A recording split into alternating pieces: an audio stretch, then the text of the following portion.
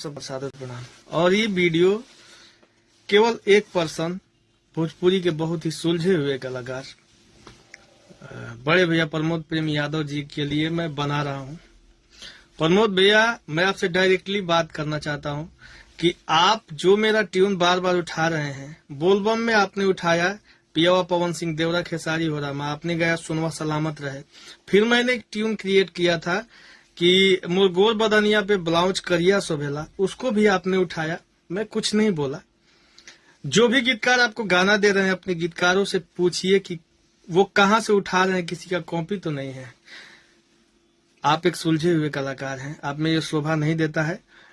और मेरा यही निवेदन है कि मुझे छेड़ा ना जाए। छेड़ने मुझे भी आता है, मैं भी छेड़ सकता हूँ। आपको छेड़ने में मुझे देर नहीं लगेगा।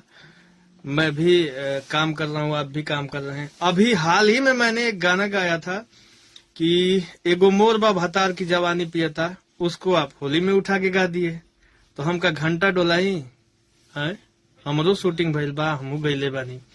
तो भैया रुआ बड़ भाई बानी, ऐसा छेड़छाड़ हमरा से मत करी, न तो ई मामला विवाद के रूप ले ली, देर ना लगी। नमस्ते, प्रणाम।